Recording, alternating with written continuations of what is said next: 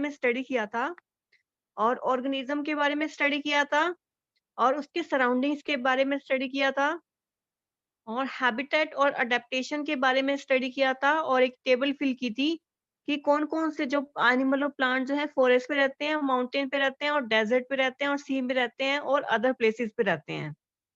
उसके बाद हमने हैबिटेट और एक्वेटिक हैबिटेट और टेरेस्ट्रियल हैबिटेट के बारे में पढ़ा था। जो एनिमल और प्लांट जो है लैंड पे रहते हैं उसको टेरेस्ट्रियल हैबिटेट बोलते हैं और जो वाटर में रहते हैं उसको बोलते हैं aquatic habitat.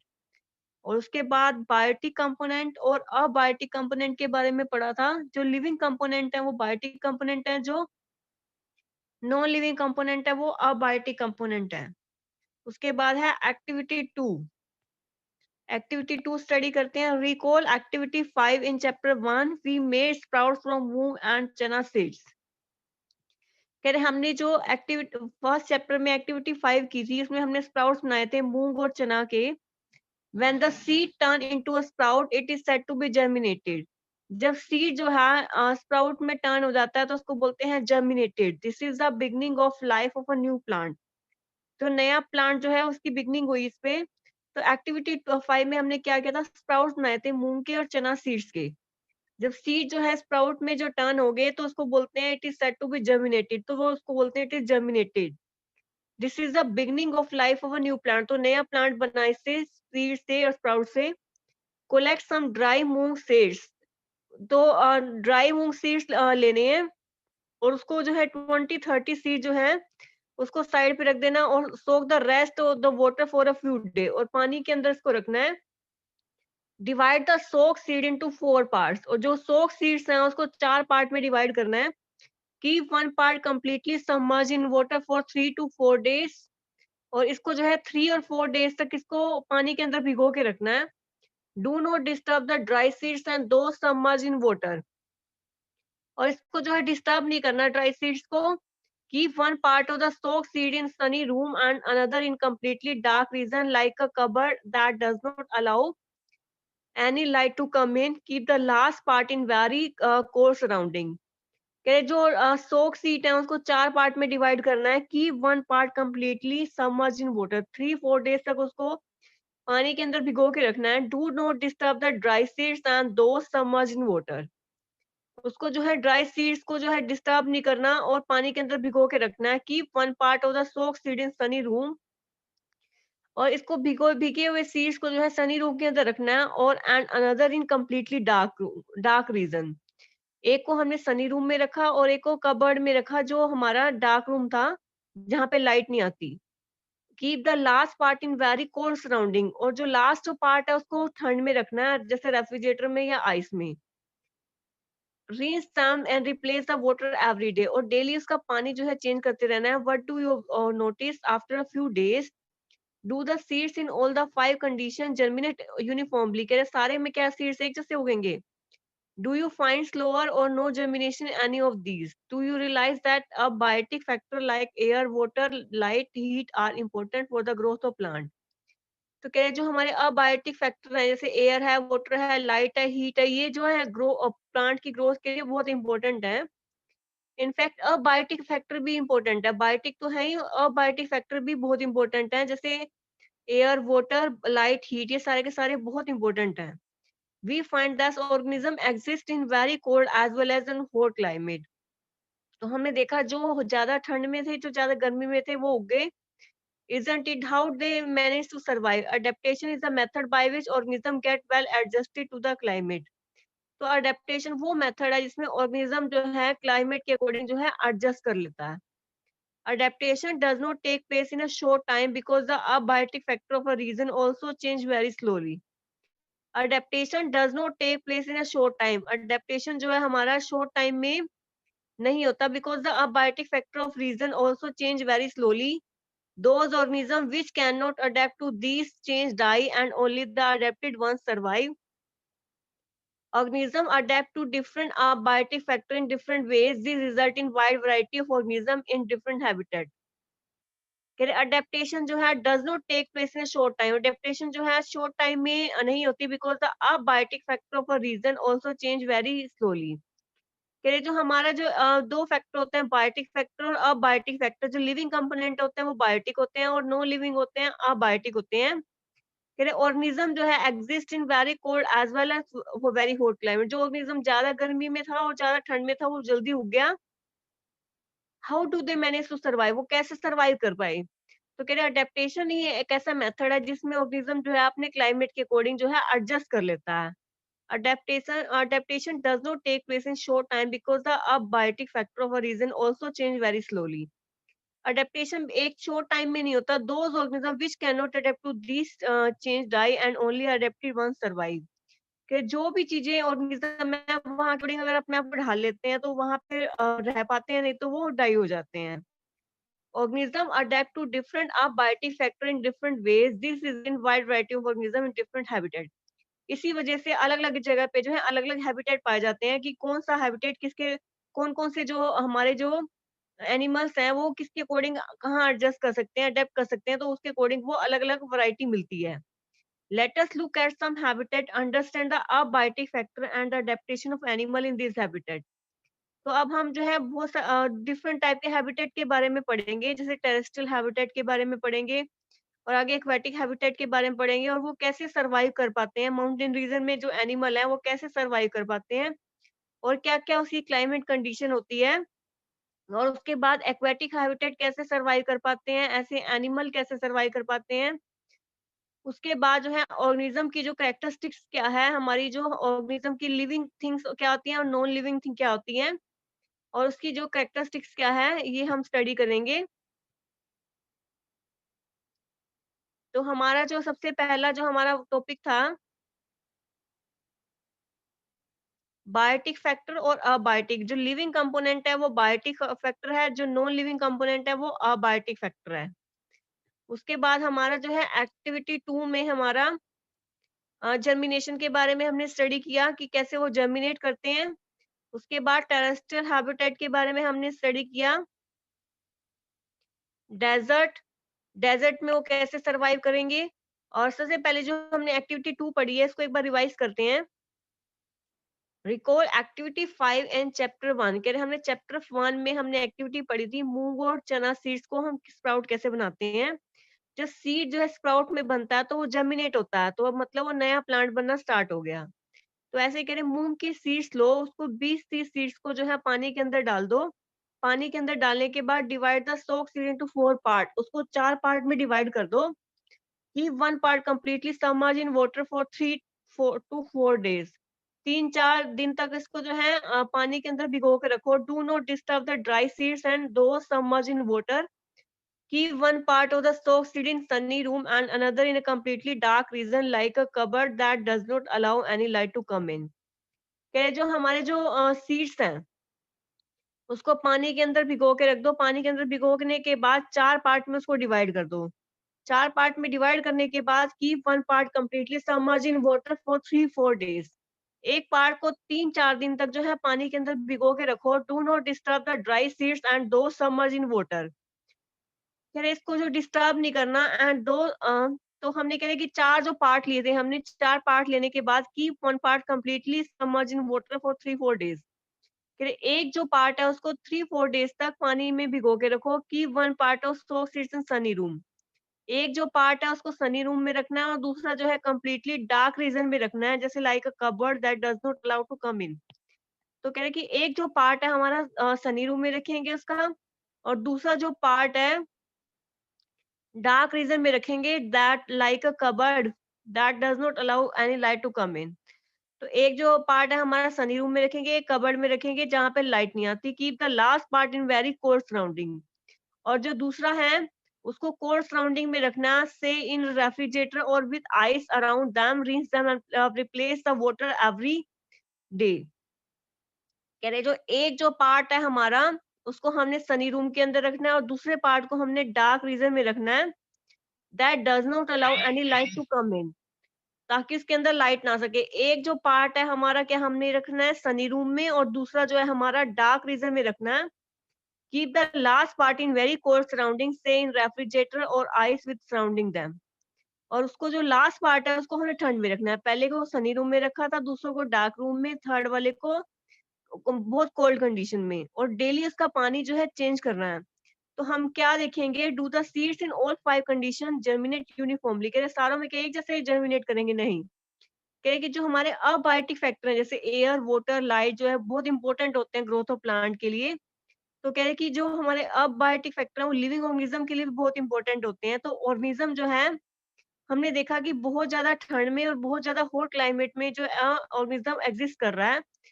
How do they manage to survive, तो ये कैसे सर्वाइव कर पाते हैं? तो इसके लिए एक मेथड होता है अडेप्टेशन, एक मेथड होता है जो ऑर्गेनिज्म जो है अपने क्लाइमेट के अकॉर्डिंग जो है एडजस्ट करना सीख जाता है। और जो वहां पे एडजस्ट नहीं कर पाते तो वो वहां पे मर जाते हैं। And only the adapted ones, जो वहां के अकॉर्डिंग सर्वाइव अडेप्ट कर लेते हैं अपने आप को, तो वही सर्वाइव कर पाते हैं, बाकी मर जाते हैं। तो ऐसे ही करें डिफरेंट एनिमल्स के बारे में हम स्टडी करेंगे, और वो अपने आप को कैसे अडेप्ट करते हैं वहां के अकॉर्डिंग, ये हम स्टडी करेंगे। अब स्टडी करते हैं a journey through different habitat. अलग अलग हैबिटेट के बारे में पढ़ेंगे और उसके अडेप्टेशन के बारे में पढ़ेंगे। We discuss the abiotic factor of a desert, desert के बारे में पढ़ेंगे, एंड अडेप्टेशन इन एनिमल, और कैमल्स की जो अडेप्टेशन है उसके बारे में स्टडी करेंगे। What about other animal and plant that are found in desert, do they have the same kind of adaptation? There are desert animals like rats and snakes which do not have legs that a camel has. To stay away from the intense heat during the day, they stay and burrow deep in the sand. These animals come out only during the night when it is cooler. कह रहे हमने जो है abiotic factor के बारे में पढ़ा था डेजर्ट में, और and the adaptation camel, camel के अडेप्टेशन के बारे में डिस्कस किया था। What about other animal plant that are found in desert, जो दूसरे एनिमल होते हैं, जो प्लांट होते हैं डेजर्ट के अंदर, वो कैसे सर्वाइव करते हैं? These are the desert animal like rat and snake which do not have long legs and a camel has. क्या जैसे कैमल है उसकी तो टांगे बड़ी बड़ी होती हैं, तो वो जो है गर्मी में वहां सर्वाइव कर पाता है डेजर्ट में। तो जो एनिमल होते हैं रैट और स्नेक्स, वो जिनकी लंबी लंबी टांगे नहीं होती, वो कैसे सर्वाइव कर पाते हैं? To stay away from the intense heat during the day, they stay in burrow deep in the sand. वो क्या करते हैं, गर्मी से बचने के लिए जो सैंड के अंदर जो है गड्ढा बना लेते हैं और नीचे जमीन तक जाते हैं, अंदर तक, वहां पे वो सरवाइव कर पाते हैं ताकि वो हीट से बच सकें। These animal come out only during the night, जब रात को जब ठंड होती है तब ये एनिमल बाहर आते हैं। Figure 9.5 shows some typical plants that grow in desert. How are these adapted to desert?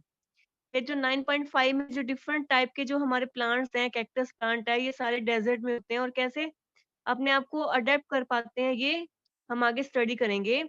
Figure 9.4 में दिखाया हुआ है कि जो डेजर्ट एनिमल है, जैसे हमारे रैट है, तो ये कैसे सरवाइव कर पाते हैं, नीचे वो गड्ढा बना लेते हैं और वहां पे जो है नीचे जमीन के नीचे जाके वहां पे गड्ढा बना के वहां पे सरवाइव कर पाते हैं, ताकि बाहर से उनको हीट ना मिल सके, और वो रात को आते हैं जब वो ठंड हो, तो वो ऐसे ही सरवाइव कर पाते हैं। तो एनिमल के बाद हमने कैमल का तो पढ़ लिया था कि कैमल की जो लेग्स होती हैं बड़ी बड़ी होती हैं, ताकि वो वहां पे सरवाइव कर पाता है। और उसके बाद हमने रैट और स्नेक्स के बारे में पढ़ लिया। उसकी लंबी लेग नहीं होती, लेकिन फिर भी वो सर्वाइव कर पाता है, क्योंकि वो उसके नीचे गड्ढा बना लेता है और वहां पे चल जाता है, और रात को ठंड होने के टाइम वो बाहर आ जाता है। उसके बाद है activity 3, bring a potted cactus and a leafy plant to the classroom. कह कि एक जो कैक्टस का प्लांट लेना है, पोटेड प्लांट लेना है, and leafy plant to the classroom, the tie polythene bag to the same part of the two plant as was done by activity 4 in chapter 7 where we study transpiration plant। वहां पे जहां हमने transpiration के बारे में study किया था। desert animal in bureau, leave the potted plant in the sun and observe after a few hours, what do you see? Do you notice any difference in the amount of water collected in the two polythene bag? कह रहे अब जो है हमने क्या करना है, सबसे पहले क्या करना है, एक्टिविटी 3 के बारे में हमने स्टडी करना है। एक पोटेड कैक्टस लेना है and leafy plant to the classroom.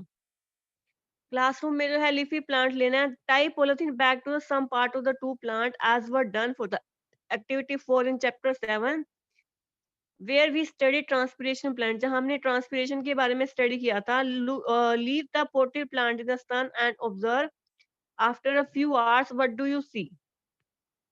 तो डेजर्ट एनिमल ब्यूरो के में 9.4 में दिखाया हुआ है कि कैसे वो सर्वाइव कर पाते हैं। Leave the potted plant the sun, जो पोटेड प्लांट है उसको सन में रख देंगे and observe after a few hours, उसको जो है कुछ टाइम तक जो है उसको ऑब्जर्व करना है। What do you see, do you notice any difference in the amount of water collected in the two polythene bag? कि जो पोटेड प्लांट है उसको सन में रखना है हमें and observe after few hours, उसको कुछ आवर तक उसको ऑब्जर्व करना है। व्हाट डू यू सी, तो क्या देखेंगे हम? Do you notice any difference in amount of water collected in the two polythene bag, क्या उसमें जो अमाउंट ऑफ वाटर है क्या उसमें डिफरेंट है? यस। तो हमने पहले पोटेड प्लांट लिया था, उसको सन में रखा है और कुछ टाइम तक उसको वहां रखना है। फिर क्या देखेंगे कि जो हमारे जो पॉलिथीन बैग के ऊपर जो है पानी जो है वहां पे आ गया है। वो desert plant lose very little water through transpiration, के जो डेजर्ट में जितने भी प्लांट होते हैं जो पानी लूज करते हैं वो बहुत कम अमाउंट में लूज करते हैं। The leaves in desert plant are either absent very small or they are in the form of spines। तो कह रहे जो डेजर्ट के प्लांट होते हैं उसकी जो लीव होती है तो होती नहीं है, ये बिल्कुल छोटी होती है, स्पाइंस की फॉर्म में होती हैं। तो इसकी वजह से ही जो है ट्रांसपीरेशन के फिनोमेना जो है इसके अंदर बहुत कम होता है, लॉस ऑफ वाटर बहुत कम होता है। The leaf like structure you see in cactus is infected stem, जो लीफ लाइक स्ट्रक्चर होता है इसके अंदर कैक्टस के अंदर वो 9.5 में दिखा हुआ है। Photosynthesis in this plant is usually carried out by the stem. Photosynthesis जो है इस प्लांट के अंदर जो है किसके किसके किसके वो कैरी करता है, स्टेम कैरी करता है। The stem is also covered with a thick waxy layer, जो स्टेम है उसके अंदर जो है थिक वैक्सी लेयर होती है जो पानी को मेंटेन करने में हेल्प करती है। Most desert plant have roots that go very deep into the soil for observing water. तो डेजर्ट प्लांट है उसकी रूट जो होती हैं बहुत छोटी होती हैं ताकि वो सोइल के अंदर जा सके, वो जो वाटर को ऑब्जर्व एब्जॉर्ब कर सके। तो इसमें हमने किया था सम टेरेस्ट्रियल हैबिटेट के बारे में स्टडी किया था। उसके बाद हमने स्टडी किया था कि हमने जो कैक्टस प्लांट है और जो ये जो डेजर्ट के अंदर प्लांट्स होते हैं वो कैसे जो है पानी लूज करते हैं और कम अमाउंट में पानी लूज करते हैं। क्यों लूज करते हैं? क्योंकि उसकी जो लीव होती है या तो एब्सेंट होती है या स्पाइन की फॉर्म में होती है, तो इसकी वजह से जो है इसमें ट्रांसपीरेशन फिनोमेना कम होता है।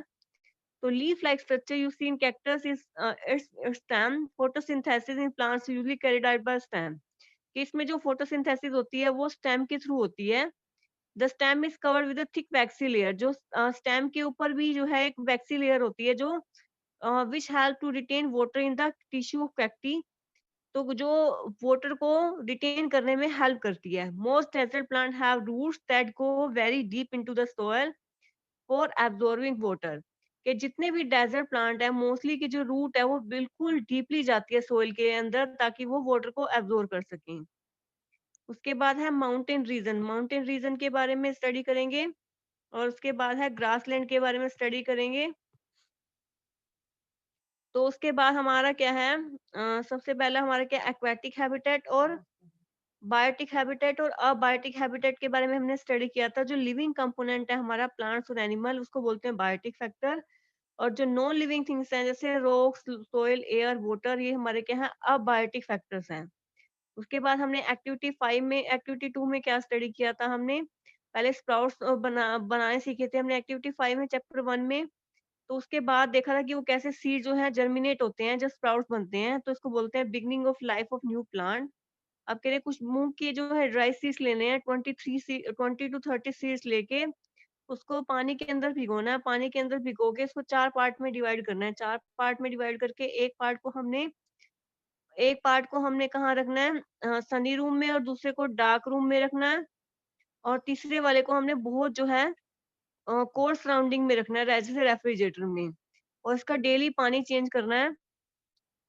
Do the seeds in all the 5 condition germinate uniformly, जो सारे जो 5 जो हमारे जो सीड्स हैं क्या उसमें यूनिफॉर्मली जर्मिनेट हो रहे हैं? Do you find slower or no germination any of these? Do you realise that abiotic factor like air, water, light, heat are important for the growth plant, के जो abiotic factor जैसे air, water, light and heat जो है growth of plant के लिए क्या important है?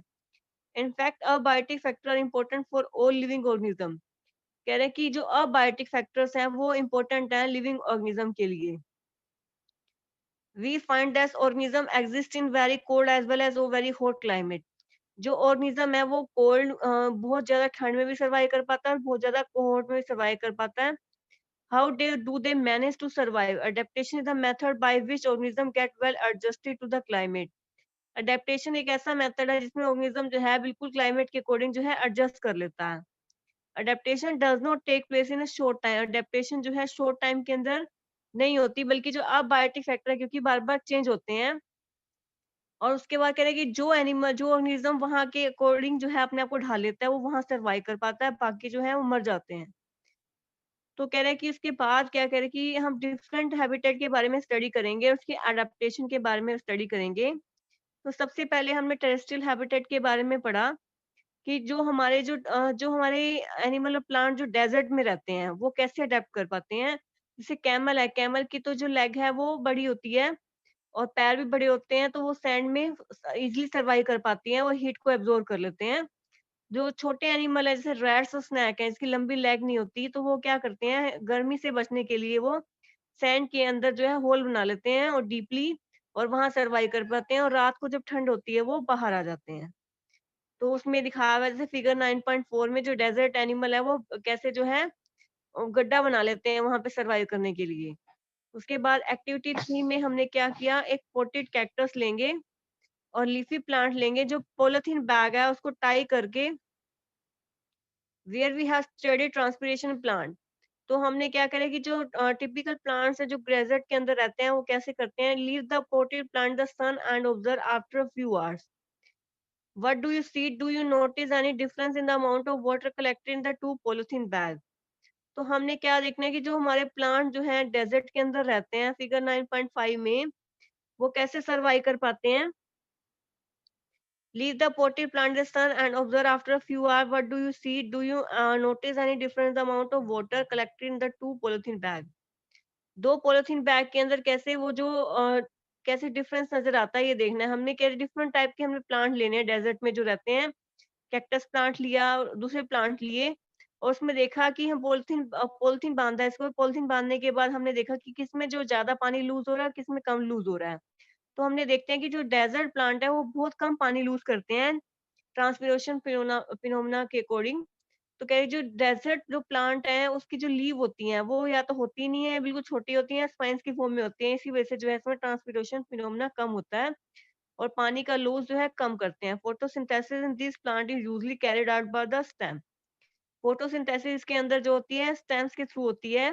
जो स्टेम जो है इसके अंदर थिक वैक्सी लेयर होती है ताकि इसके अंदर पानी रिटेन कर सके। Most desert plant have roots that go very deep inside soil for absorbing water. जो मोस्टली जो डेजर्ट प्लांट है उसकी जो रूट्स हैं वो पानी के अंदर जाती हैं ताकि वाटर जो है एब्जॉर्ब हो सके। उसके बाद है हमारा माउंटेन रीजन। माउंटेन में जो है कैसे ट्रीज सर्वाइव कर पाते हैं और कितने टाइप के जो ट्रीज होते हैं और किस टाइप के एनिमल होते हैं और वो कैसे सर्वाइव कर पाते हैं।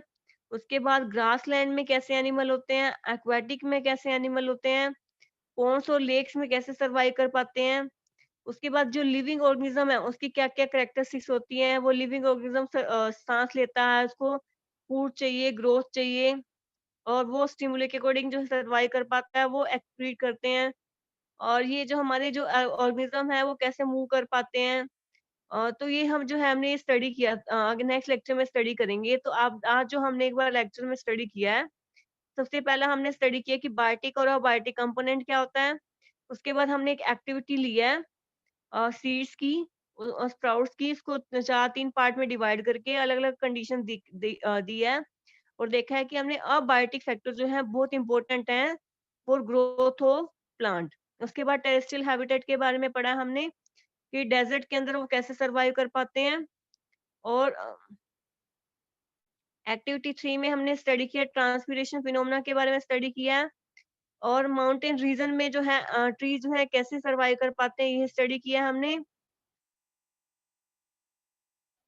किसी बच्चे को इस चैप्टर के बारे में कोई क्वेरी करनी हो, प्लीज आस्क योर क्वेश्चन। जितना ये चैप्टर हो चुका है, किसी बच्चे को कोई क्वेरी करनी हो, प्लीज आस्क योर क्वेश्चन। जो इसकी इंपॉर्टेंट टर्म्स हैं, जैसे बायोटिक कंपोनेंट क्या होते हैं, अबायोटिक कंपोनेंट क्या होते हैं, कैक्टस प्लांट्स की क्या कैरेक्टरिस्टिक्स होती हैं, तो ये जो हमने अपनी फेयर नोटबुक पे करने हैं। किसी बच्चे को कोई क्वेरी करनी हो, प्लीज आस्क योर क्वेश्चन।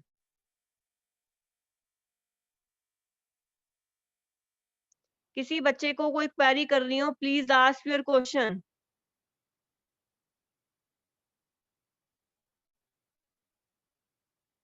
किसी बच्चे को कोई क्वेरी करनी हो, please ask your question.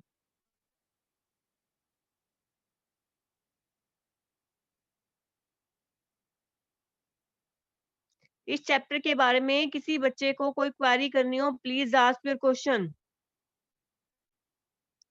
Biotic component क्या होते हैं, अबायोटिक कंपोनेंट क्या होते हैं, और ये कैसे जो है सर्वाइवल प्लांट्स के लिए कैसे इंपॉर्टेंट है। टेरेस्ट्रियल हैबिटेट क्या होते हैं, डेजर्ट के अंदर कैमल कैसे सर्वाइव कर पाता है, रैट्स और स्नेक्स जो है कैसे सर्वाइव कर पाते हैं, और जो हमारे डेजर्ट के अंदर जो प्लांट्स होते हैं कौन कौन से होते हैं, उसकी लीफ होती है या नहीं होती है, और वो कैसे जो है ट्रांसपिरेशन फिनोमेना करते हैं, और कहाँ फोटोसिंथेसिस किस पार्ट में होती है।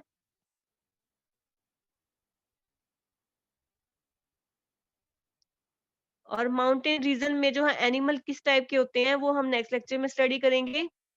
किसी बच्चे को कोई क्वेरी करनी हो, प्लीज आस्क योर क्वेश्चन। इस चैप्टर के बारे में किसी बच्चे को कोई क्वेरी करनी हो, प्लीज आस्क योर क्वेश्चन।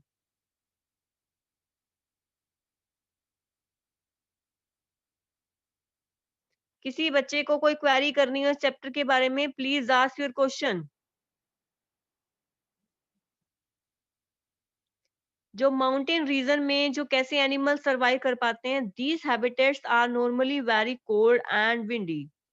जो ये हैबिटेट होते हैं जो माउंटेन रीजन पे होते हैं तो बहुत ठंड होती है वहां पे। इन सम एरियाज स्नोफॉल में टेक्स प्लेस इन विंटर। कुछ एरिया पे कोल्ड एंड विंडी, ये जो हैबिटेट होते हैं इसमें बहुत ठंड होती है और बहुत ज्यादा विंडी होते हैं। इन सम एरिया स्नोफॉल में टेक्स प्लेस इन विंटर। कुछ एरिया में जो है स्नोफॉल भी होता है माउंटेन रीजन में, तो यहाँ पे बहुत ठंड होती है।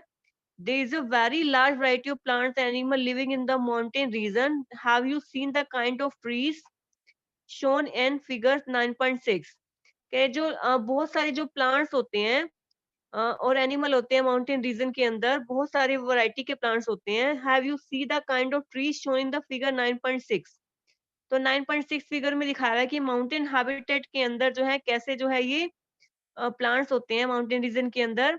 If you live in a mountain reason और हैव विजिटेड वन, कि अगर हमने माउंटेन रीजन के बारे में अगर हमने देखा है और वहां पे विजिट किया है, you may have seen a large number of such tree, but have you noticed such tree naturally growing in other region? How are these trees adapted to the condition prevailing to their habitat? These trees are normally cone-shaped and have sloping branches. कह रहे if you live in a mountain region, कि अगर हम कह रहे mountain region पे रहते हैं और have visited one, यहाँ अगर हमने विजिट किया है, you may have seen a large number of such tree, but have you noticed such tree naturally growing in other region? कह रहे if you live in a mountain reason, कह रहे अगर हम माउंटेन रीजन में रहते हैं और या हमने वहां विजिट किया mountain region, you may have seen a large number of such tree, यहाँ पे हमने बहुत सारे ट्रीज देखे हैं, but have you ever notice such tree naturally growing in the region? How are these trees adapted to the condition prevailing in their habitat? कह रहे अगर हम माउंटेन रीजन पे रहते हैं या हमने वहां पे विजिट किया है, you may have seen a large number of such tree, वहाँ हमने जो है बहुत सारे ट्रीज देखे हैं, but have you notice such tree naturally growing in other region? तो क्या हमने और भी वहाँ पे ट्रीज देखे हैं? How are these trees adapted to the condition prevailing in their habitat? These trees are normally cone shaped and have sloping branches. कह रहे कि अगर if you live in a mountain region, अगर हम माउंटेन रीजन पे रहते हैं या हमने वहाँ विजिट किया है, you may have seen a large number of tree, वहां पे हमने बहुत सारे ट्रीज देखे हैं, but have you ever notice such trees naturally growing in other region? क्या हमने और भी ट्रीज नेचुरली वहां पे ग्रो होते देखे हैं? हाउ आर दीज ट्री, कैसे वो जो है वहां के अकॉर्डिंग जो है अडेप्ट कर पाते हैं? ये these trees are normally cone shaped, ये जो ट्रीज होते हैं इसकी जो शेप होती है कोन शेप होती है, स्लोपिंग ब्रांचेस होती हैं। The leaves of some of these trees are needle like, कुछ की जो लीव्स होती हैं बिल्कुल नीडल की तरह होती हैं, और जो this has the rain water and snow to slide off easily, जो वो रेन वाटर को जो है उसको हेल्प करते हैं उसको स्लाइड ऑफ करने में। There could be trees which shape very different from these that are also present in mountains. कह रहे कि देयर वहां पे और भी ट्रीज होते हैं जिनकी बिल्कुल शेप डिफरेंट होती है, they may have different kind of adaptation, तो वहाँ पे वो उसके अकॉर्डिंग जो है अपने आप को सर्वाइव कर पाते हैं। Animal living in mountain region are also, जो एनिमल वहाँ माउंटेन रीजन पे रहते हैं, वो भी वहाँ के अकॉर्डिंग जो है सर्वाइव करना सीख जाते हैं। दे हैव थिक स्किन और fur to protect from cold. के जो ऊपर दिखाया हुआ है, जो इस एनिमल दिखाया हुआ है, इसके अंदर जो उसकी थिन जो थिक स्किन होती है और फर होता है, तो कोल्ड में सर्वाइव कर पाते हैं। For example yak have long hair to keep them warm, जो योक है उसकी जो लंबी हेयर्स होते हैं ताकि वो उसको गर्म रह सके। जो स्नो लेपर्ड है उसकी has thick fur on his body, इसके ऊपर जो थिक फर होते हैं including feet and toes, this protected feet from the cold and when it walks on the snow, जब इसको जब बर्फ पे चलते हैं तो ये इसको सर्वाइव करने में हेल्प कराता है। The mountain goat has strong hooves, जो माउंटेन गोट है उसकी जो स्ट्रॉन्ग हूव्स होती हैं ताकि वो इसके ऊपर इजीली मूव कर पाए। As we go up in the mountain, जैसे जैसे हम ऊपर चलते जाते हैं, the surrounding change and we see different kind of adaptation and different hype, जैसे जैसे हम ऊपर जाते जाते हैं माउंटेन रीजन पे, जो सराउंडिंग है चेंज होती जाती है। And we see different kind of adaptation, और वहां पे हम अलग अलग टाइप के अडेप्टेशन देखते हैं। तो माउंटेन रीजन में क्या है कि कह रहे कि जो हैबिटेट होते हैं वो ठंडे होते हैं और कहीं कहीं पे स्नोफॉल भी होती है सर्दियों में, और यहाँ पे बहुत सारे प्लांट्स और एनिमल होते हैं। Have you seen the kind of tree shown in, कह रहे वहाँ जो हमने ट्रीज देखे हैं वहाँ हमने 9.6 में देखा है कि ट्रीज जो है माउंटेन हैबिटेट के अंदर कैसे होते हैं। कह रहे कि अगर हमने माउंटेन रीजन या वहाँ पे विजिट किया है तो हमने बहुत सारे ट्रीज देखे हैं। But have you notice that such trees naturally growing in other region, क्या हमने कोई और ट्रीज देखे हैं जो नेचुरली वहाँ ग्रो कर रहे हैं? How are these trees adapted to the condition prevailing in their habitat? These trees are normally cone shape, और जो ये ट्रीज हैं वो how are these trees adapted to the condition prevailing to their habitat? These trees are normally cone shape, जो ये trees हैं इसकी shape क्या होती है? बिल्कुल कोन होती है, और इसकी जो स्लोपिंग ब्रांचेस होती हैं। The leaves of some of these trees are needle like, these help the rainwater and snow to slide off easily. These could be trees with shape very different from these. के जो trees हैं वो habitat के according survive करना सीख जाते हैं। उनकी शेप जो होती है बिल्कुल कोन शेप होती है, स्लोपिंग ब्रांचेस होती हैं। The leaves of some of these trees are needle like, जिसकी जो लीव्स होती हैं ट्रीज की बिल्कुल नीडल की तरह होती हैं। These help the rain water and snow to slide off easily, जो वो बारिश के पानी को और स्नो को जो है बिल्कुल फटाफट उसको नीचे स्लाइड ऑफ कर देती हैं। तो ये जो ट्रीज है इसकी शेप होती है कोन शेप, और ब्रांचेस होती हैं स्लोपिंग ब्रांचेस। जो लीव्स है इसकी वो नीडल लाइक होती हैं, जो पानी को जो है हेल्प कराती हैं और बारिश को जो है स्लाइड ऑफ कराती हैं। There could be trees which shape very different from these that are also present in mountains. कह रहे कि जो वहाँ पे ट्रीज भी होते हैं बिल्कुल डिफरेंट शेप होती है उनकी, that are also present mountain, they may have different kind of adaptation to survive on the mountain. उसमें बहुत सारी डिफरेंट काइंड ऑफ अडेप्टेशन होती है ताकि वो माउंटेन में सर्वाइव कर पाएँ। जो एनिमल माउंटेन रीजन पे रहते हैं where there they have thick skin और fur to protect from cold, और इनकी जो स्किन है बिल्कुल थिक होती है और इसकी जो फर है वो उसको ठंड से बचाने में हेल्प कराते हैं। For example yak have long hairs, क्या है कि योक है इसकी जो इतने लंबे लंबे हेयर्स होते हैं ताकि वो गर्म रह सके। जो स्नो लेपर्ड है has thick fur on his body, जो हमारे स्नो लेपर्ड है उसके अंदर ऊपर थिक फर होते हैं।